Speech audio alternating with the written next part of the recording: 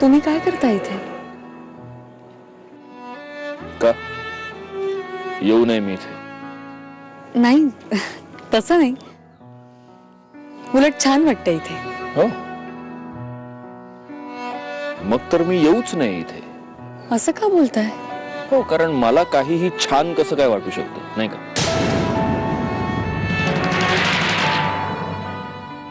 मी तुला खूप वृक्ष वाटतो का ग? नाही. पण आहे मी वृक्ष. मी वृक्ष आहे. मी वृक्षच आहे. कारण हे जग माझ्याशी वृक्षपणेच वागलंय. वडिलांमुळे, त्यांच्या व्यसनांमुळे माझ्या आईचे हाल होताना पाहिलेत मी. त्यांच्या नाकर्तेपणामुळे सगळं वडिलोपार्जित ऐश्वर्य मातीत मिळालं.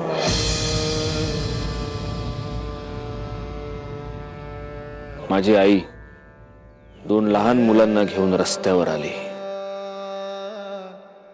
ज्या वयात मुलांनी नीट जेवावं म्हणून आया त्यांच्या मागे बाबा पुता करत फिरतात, त्या वयापासून पोट भरण्यासाठी काम करत आलोय मी. आपण चांगलं वागलं की जग आपल्याशी चांगलंच वागतं असं वाटायचं मला आधी. पण ते तसं नाहीये. हा धडा मला माझ्या आयुष्यात खूप आधी मिळाला आणि म्हणून मी वृक्ष आहे.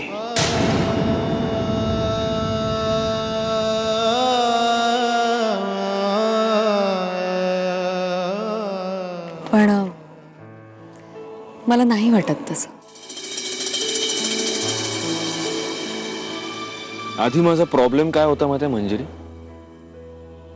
मी कुणावरही विश्वास ठेवू शकायचो नाही, अगदी माझ्या रक्ताच्या माणसांवर सुद्धा. आणि आता माझा प्रॉब्लेम काय माहिती? काय?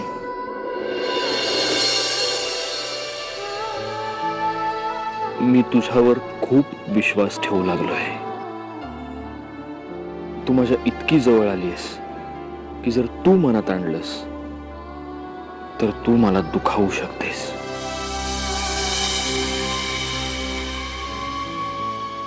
पण तसं कधीच नाही होणार. मी तसं चुकूनही नाही होऊ देणार.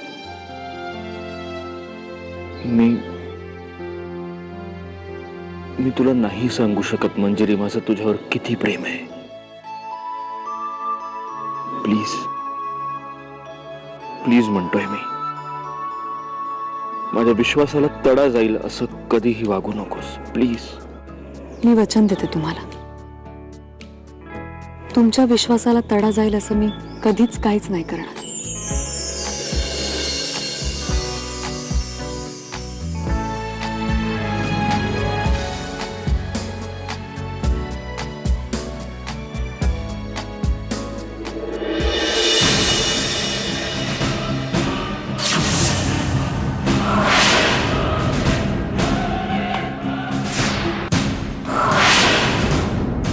आशा रे, बोल ना काहीतरी. आल्यापासून बघतोच नुसता. तुझा फोन आला आणि ताबडतोब निघालो मी. हा, जेवायला पण टाइम नाही मिळाला. मला इकडे कशाला बोलावलं? ए, आता पोट भरत आलं तर तोंड सुटलं का रे तुला? हा, असं आता मस्करी करायची असतील तर जातो मी. आणि जायचे तेवढे पैसे दे मला. आणि एवढंच असेल तर नको मला तुझे जेवण. ए नौटंकी का का का रे का? पक्या, खरं तर ना मी तुला आज जंगी पार्टीच द्यायला हवी. एवढा खुश आहे मी आज. का? का? मंजिरी.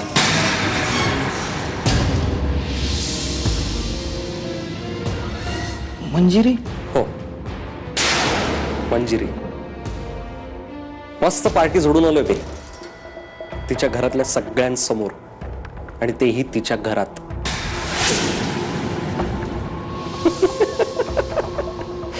काय पडली ना विकेट? हा,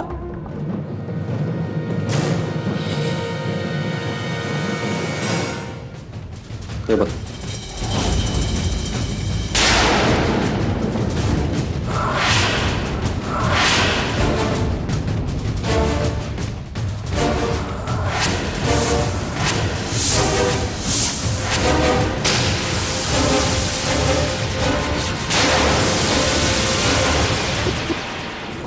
आशा अरे येडाय का तू डायरेक्ट तिच्या घरी? अरे तिच्या घरच्यांनी बघितलं असतं तर तुझं दुसरं तंगड पण तुटलं असतं.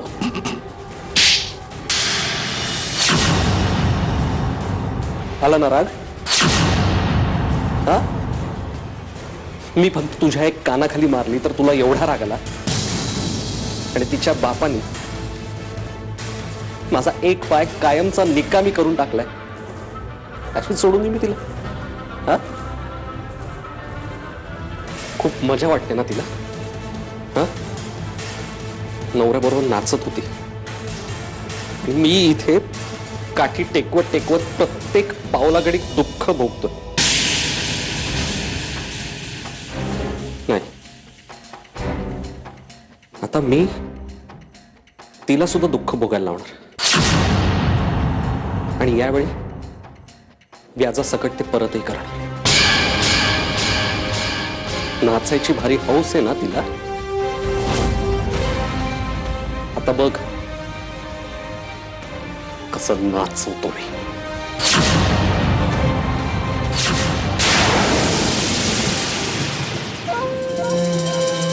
या कमालच झाली तुझी.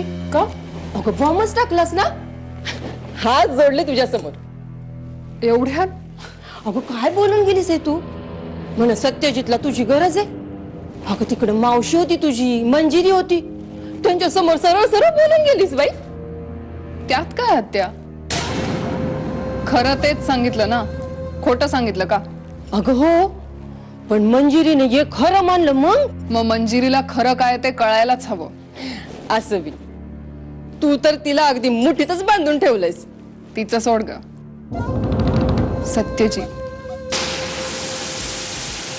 सत्यजितला हातात आणायला हे सगळं चाललंय. आत्या, खरं तर माझंच चुकलं. मी त्याच्यावर इतकं प्रेम करते हे त्याला आधीच सांगायला हवं होतं. त्यानं काय फरक पडला असता? नक्कीच. मी जेव्हा सत्यजितला हे सगळं सांगितलं तेव्हा वेळ हातातून निघून गेली होती. नाहीतर सत्यजित मला सोडून कधीही गेला नसता. मंजिरी असती तिच्या घरी पुण्याला थंडगार हवा खात, आणि मी मुधोळकरांची सून म्हणून या घरात राहत असते. आता काय झालं असतं, काय झालं नसतं, हे बोलण्यात काय अर्थ आहे का? हं? चला झोपूया. आत्या, माझं एक छोटस काम करशील? अगदी सोपं. कोणतं? काहीतरी कर आणि मंजिरी काही दिवस तिच्या माहेरी जाईल असं बघ. म्हणजे तू काही पण कारण सांग आणि थोडे दिवस मंजिरीला इकडनं पाठव. मग त्यानं काय होईल? काय होईल बघच.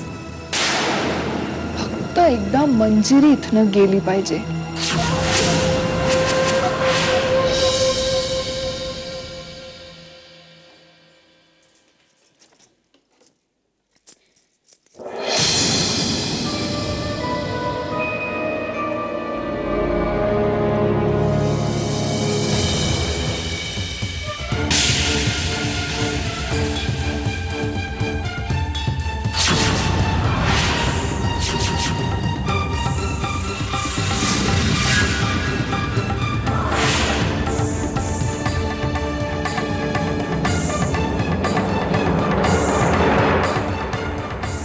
मंजिरी, आत यायचं काम? अहो या ना, त्यात विचारायचं काय? नाही म्हणलं तुझं काय प्रायव्हेट काम चालू असेल? अहो नाही, असंच आपलं आवरत होते. चांगली रुळलीस की तू या रूम मध्ये? हो म्हणजे सत्यजित दिसे ना, ऑफिसला गेला? हो कधीच, सकाळीच जातात ना ते. तुमचं काही काम होतं का आत्या? नाही, काम नाही, असंच. आता मी माझ्या रूम मध्ये एकटीच बसली होती ना भूतासारखी, म्हणून म्हणलं की जावं तुझ्या रूम मध्ये आणि बोलावं तुझ्याशी 4 शब्द. बाई तुझ्या कामात मध्ये तर नाही ना आले मी? अहो नाही, काम म्हणजे हे असंच. तुम्ही बोला ना. आता 20 दिवस झाले असतील ना तुझ्या लग्नाला? हो. चांगलं करमत ना इथं? हा, नाहीतर बाहेरून मुलगी येणार, तिला हे घर आवडलं पाहिजे, तिला इथं करमलं पाहिजे, अशी सारखी चिंता लागून राहिली होती बघ वहिनीला. अहो काय नाही. आणि असंही हे घरही माझंच आहे ना आत्या. हा ग तेच सांगत होते मी वहिनीला परवा. आपली सून बघ, तिला माहेरची आठवण सुद्धा येत नाही या घरात. अहो असं काय म्हणताय? आठवण तर येतेच ना. मग कधी बोलली नाहीस ते? इकडे मजेत आहे म्हणजे आधीची नाती पुसली जातात असं नाही. एकदम खरंय ग. आत्या, कधी कधी आईची एवढी आठवण येते ना, असं वाटतं आत्ता जाऊन तिला भेटून येऊ. वाटतं ग, प्रत्येक पोरीला असंच वाटतं बघ. अगं किती दिवस झाले तू माहेरीच गेली नाहीस. तिकडच्या लोकांना सुद्धा तुझी आठवण येतच असेल की नाही? ये बघ, तू ना तुझ्या माहेरी जाऊन ये, चांगली 4 दिवस राहा. हा, खरंच? मी खरंच जाऊ? म्हणजे काय? अगं जा की, मी बोलते वहिनीशी. ये अगं, मी सांगते वहिनी. अगं ये तू माझ्या. अगं मी सांगते वहिनीला. आईची खूप आठवण येते. म्हणजे मी तुझी आई नाही हे तर कळलं? आई, अहो तसं नाही. मी नाही जात हवं तर. मी मजेत आहे इकडे, मला नाही जायचंय.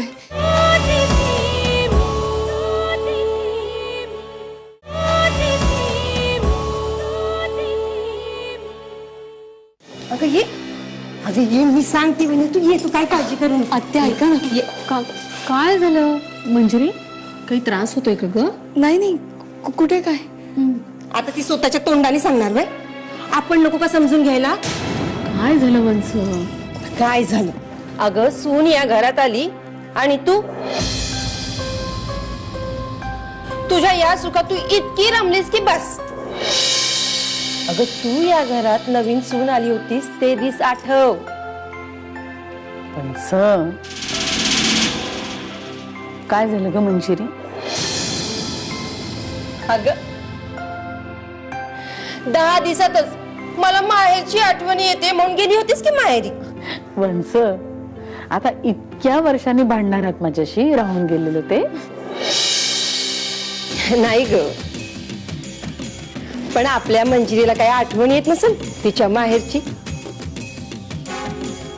तिला बी वाटत असेल माहेरी जावं म्हणून.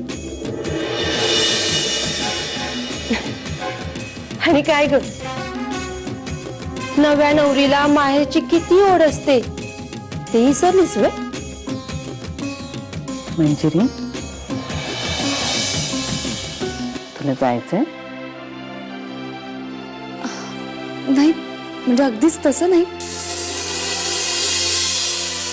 पण माहेरची, आईची आठवण नाहीये? येते ना. आईची खूप आठवण येते. म्हणजे मी तुझी आई नाही हे तर कळलं? आई, अहो तसं नाही.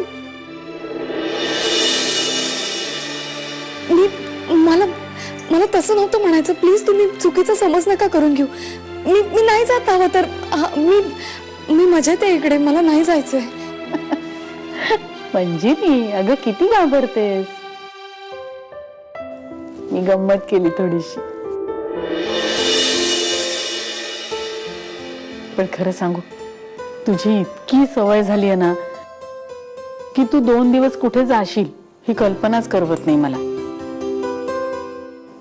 असं वाटतं की तू बाहेर गेलीस कुठे तर घर कसं चालणार? आई, मी काय म्हणते, मी नाही जात. आणि असंही तुम्हाला इथे सोडून मंजिरी जाऊन ये. अगं तिथे तुझ्या आईला पण तुझी आठवण येत असेल. ती पण तुझ्या वाटेकडे डोळे लावून बसली असेल. जाऊन ये काही दिवस. आई खरंच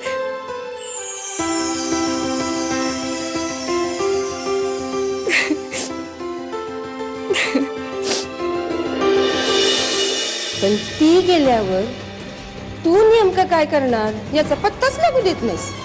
आत्या, एवढ्यात सगळं सांगून टाकलं ना तर मग तुला खेळ बघायला बोर होऊन जाईल.